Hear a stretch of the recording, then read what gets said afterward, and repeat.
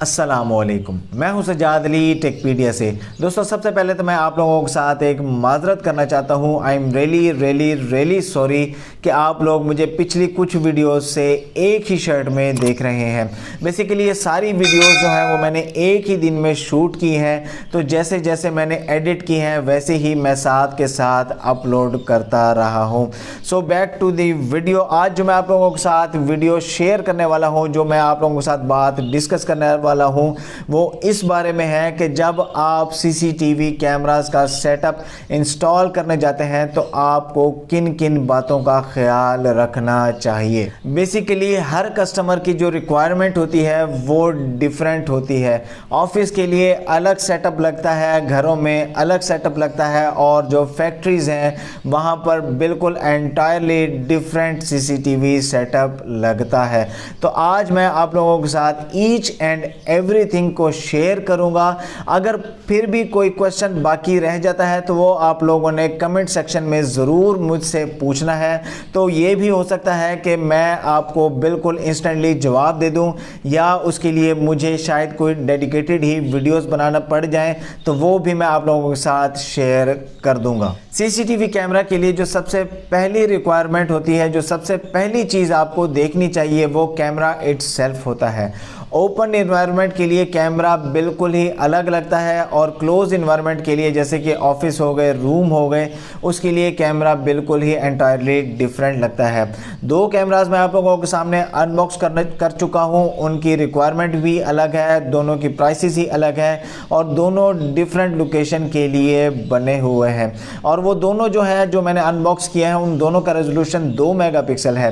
Day view में तो वो दोनों बिल्कुल ही ऑलमोस्ट सेम रेजोल्यूशन ही आपको देंगे, लेकिन नाइट विजन दोनों का बिल्कुल ही डिफरेंट है। एक कैमरा जो मैंने आप लोगों के सामने अनबॉक्स किया है वो एंट्री लेवल है, उसका नाइट विजन 20 मीटर है, और जो दूसरा कैमरा है उसका नाइट विजन 80 मीटर है। तो यहाँ पर जो इन दोनों का जो नाइट विजन है उनमें ज़मीन आसमान का फ़र्क है। तो जब आप अपनी रिक्वायरमेंट के मुताबिक कैमरा लगवाने जाएंगे तो इसके अंदर आपने सबसे ज़्यादा ख्याल ये रखना है कि आपने ओपन इन्वायरमेंट में कैमरा लगवाना है या क्लोज इन्वायरमेंट में कैमरा लगवाना है। यहाँ पर एक और चीज़ जो बहुत ज़्यादा इम्पॉर्टेंट है वो है इसका मॉडल नंबर। तो जो शॉपकीपर है, जो डिस्ट्रीब्यूटर है, उसको आपने ये भी ज़रूर कहना है कि जो कैमरा आप देंगे उसका मॉडल नंबर भी ज़रूर मेंशन करें। आम तौर पर जो डिस्ट्रीब्यूटर होता है, जो शॉपकीपर होता है, वो 2 मेगापिक्सल 1080p कैमरा लिख देते हैं।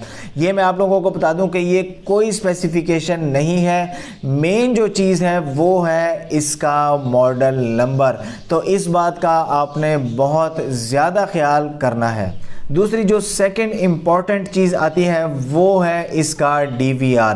DVR जो है वो आजकल सारे ही HD के अंदर आ रहे हैं, लेकिन इसके अंदर जैसे कि कस्टमर की जो रिक्वायरमेंट है वो डिफरेंट होती है, तो कंपनीज़ ने डिफरेंट रिक्वायरमेंट के लिए डिफरेंट DVR को लॉन्च किया हुआ है। तो यहाँ पर आपने इस बात का ज़रूर ख्याल करना है कि मॉडल नंबर जो है वो भी DVR का बहुत ज़्यादा इम्पॉर्टेंट है।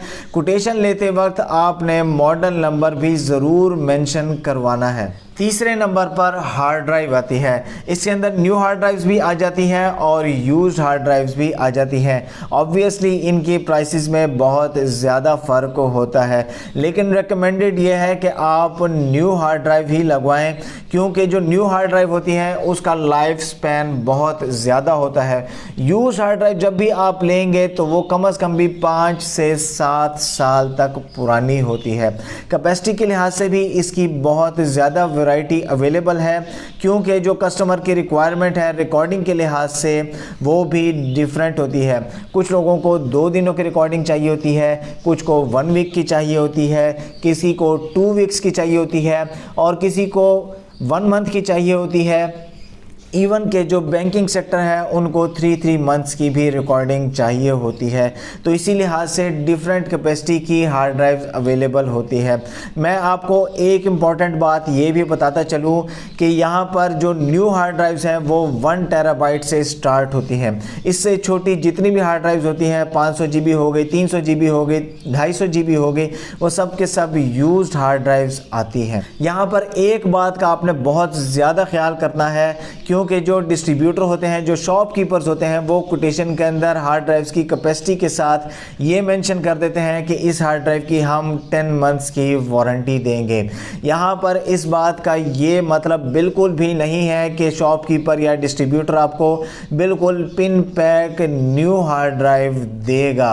वो आपको यूज्ड हार्ड ड्राइव भी दे सकता है, और वो यूज्ड हार्ड ड्राइव इस तरीके से दे सकता है कि वो उसकी पहले लाइफ को चेक कर लेते हैं। अगर उसकी लाइफ 2 ईयर से ज़्यादा होगी तो वो आपको 10 मंथ्स की वारंटी के साथ वही हार्ड ड्राइव प्रोवाइड कर देगा। आमतौर पर इस तरह की हार्ड ड्राइव्स ख़राब तो नहीं होती, लेकिन वो हार्ड ड्राइव जो है वो 5 से 7 साल पुरानी होती है। वो 1 साल बाद किसी भी टाइम ख़राब हो सकती है। इसको चेक करना बहुत ही ज़्यादा आसान है। जब भी आप हार्ड ड्राइव लेंगे तो उसके ऊपर उसकी मैन्युफैक्चरिंग डेट मेंशन होती है। बहुत ही छोटी लिखी हुई होती है, लेकिन जो उसके ऊपर मैन्युफैक्चरिंग डेट है वो ज़रूर मेंशन होती है। अगर वो मैन्युफैक्चरिंग डेट 6 महीने से लेकर 8 महीने तक या साल भी या 1 साल भी पुरानी है तो इसका मतलब यह है कि वो हार्ड ड्राइव न्यू है।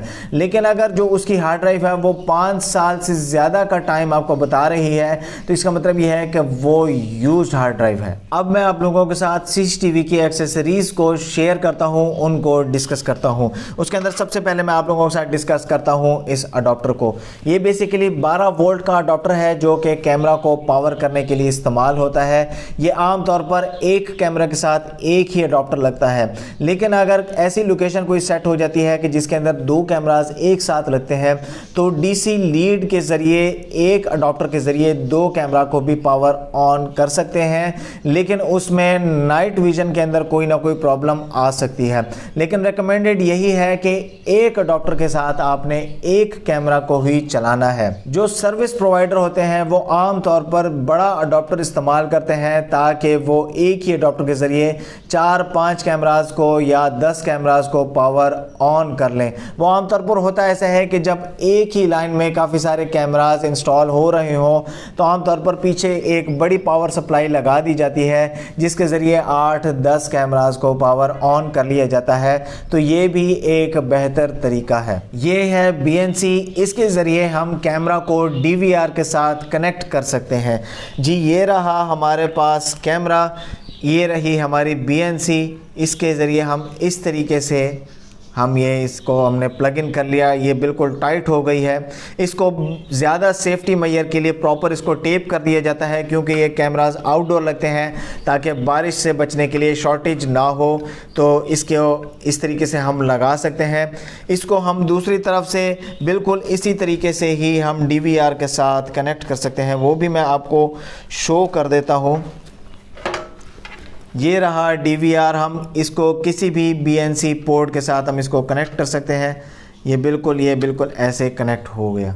ये बिल्कुल 4 BNC केबल्स इसके साथ इस तरीके से अटैच हो सकती हैं। इस BNC केबल में भी बहुत ज़्यादा किस्म की क्वालिटीज़ आ रही है। ये जो आम तौर पर देख रहे हैं इसके अंदर जो अंदर वाली वायर्स हैं इसके अंदर बहुत ज़्यादा वायर्स आ रही हैं।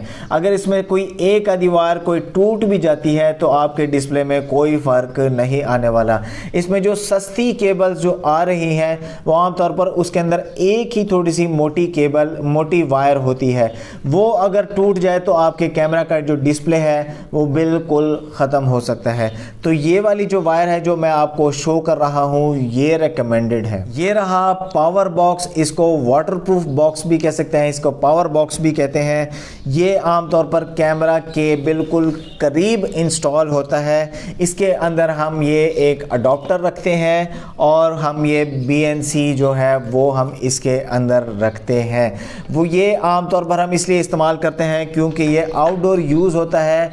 तो उसमें अगर कोई बारिश होती है या आंधी आती है तो वायर हिले ना और बारिश का पानी इसके अंदर जाए ना, तो ये एक सेफ्टी मेजर के तौर पे ये बॉक्स हम इस्तेमाल कर सकते हैं, जो कि लॉन्ग लाइफ के लिए एक बहुत ही ज़्यादा इम्पॉर्टेंट है। इसके अलावा अगर आप शेड के अंदर कैमरास लगा रहे हैं, शेड के नीचे लगा रहे हैं, तो उसके लिए एक और बॉक्स होता है, उसकी पिक्चर मैं आपको वीडियो में अटैच कर दूंगा, वो आप देख सकते हैं कि वो किस शेप का होता है। वो आमतौर पर इससे थोड़ा सस्ता होता है, लेकिन वो भी एक अच्छी क्वालिटी का है, वो एक अच्छी लाइफ आपको प्रोवाइड करेगा। वायर जो है वो सीसीटीवी कैमरास की लाइफ के लिए बहुत ही ज़्यादा इम्पॉर्टेंट है।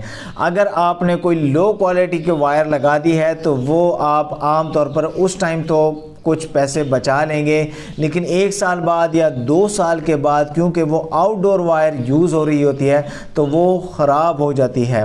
तो आम तौर पर आपको ऐसी वायर इंस्टॉल करनी चाहिए जिसकी लाइफ बहुत ज़्यादा हो और वो आपको कम से कम 5 से 7 साल या 10 साल आपको तंग ना करे। तो जो रिकमेंडेड वायर है वो मैं आपको दिखा रहा हूँ। ये रही वायर, इसको RG7 इसको कहते हैं। यह आमतौर पर टीवी केबल वाली वायर है। आप में से बहुत ज़्यादा लोगों ने इसको रिकग्नाइज भी कर लिया होगा। ये देखें ये कितनी मोटी वायर है, तो ये आमतौर पर टफ़ इन्वायरमेंट को बर्दाश्त कर लेगी। इसको हम इस BNC के साथ कनेक्ट कर सकते हैं, वो मैं आपको दिखा देता हूँ। ये जो अंदर वाली वायर है इसको हम अंदर वाली वायर के साथ कनेक्ट कर लेंगे, और जो ये बाहर का जो मैश है इसको हम बाहर वाले मैश के साथ हम इस तरीके से इसको जॉइंट कर लेंगे, और इन दोनों को हम प्रॉपर टेपिंग करके इस बॉक्स के अंदर रख देंगे। इस बॉक्स के अंदर ये हम सारा इस तरीके से हमने इसको रख देना है, और जो ये कैमरा की जो ये वाली जो केबल्स हैं वो हमने इस तरह इसके बॉक्स में रख देनी है, और साथ में हमने इसके अडॉप्टर को साथ में रख देना है। तो अब आप ये देख सकते हैं कि इस बॉक्स की कितनी ज़्यादा अहमियत है, ताकि इसकी लाइफ भी बढ़े और सिस्टम जो है वो आपका सेफ भी रहे। ये रही बिजली की तार। इसकी इंस्टॉलेशन आपने थोड़ी सी टेक्निकल तरीके से करनी है। वो ऐसे करनी है कि जहाँ पर आपने DVR रखना है वहीं से ही आपने बिजली की वायरिंग स्टार्ट करनी है। ऐसे नहीं करना कि जहां पर आपने कैमरा को इंस्टॉल किया है वहां पर नियरली अवेलेबल सॉकेट में आपने अडॉप्टर लगा दें। ये एक अच्छी प्रैक्टिस नहीं है। इसका नुकसान ये है कि जब भी आपका अडॉप्टर हिलेगा या कोई ऐसा ना हो कि बटन बंद कर दे या कोई भी प्रॉब्लम हो जाए, तो ऐसा ना हो कभी आपका कोई कैमरा बंद हो रहा हो, कभी आपका कोई कैमरा बंद हो रहा हो। एक ही जगह से जब वायरिंग हो रही होगी तो आपके सारे कैमरास ऑपरेशनल होंगे, क्योंकि ये जो सिस्टम है वो आपका सिक्योरिटी सिस्टम है, तो उसके अंदर आप ऐसा रिस्क नहीं ले सकते। तो जो बिजली की जो वायरिंग है वो आपने DVR के पास के बोर्ड से ही देनी है। कैमरा का डिस्प्ले देखने के लिए आप आमतौर पर टीवी को भी यूज़ कर सकते हैं। रिमोट में सोर्स का बटन होता है, तो उसके ज़रिए आप अपने कभी भी टीवी को देख सकते हैं और कभी भी इन CCTV कैमरास को देख सकते हैं। ऑल्दो आप अलग से डेडिकेटेड LCD भी साथ में लगा सकते हैं, लेकिन मिनिमम आपने 19 इंच की LCD या LED इसके साथ लगानी है।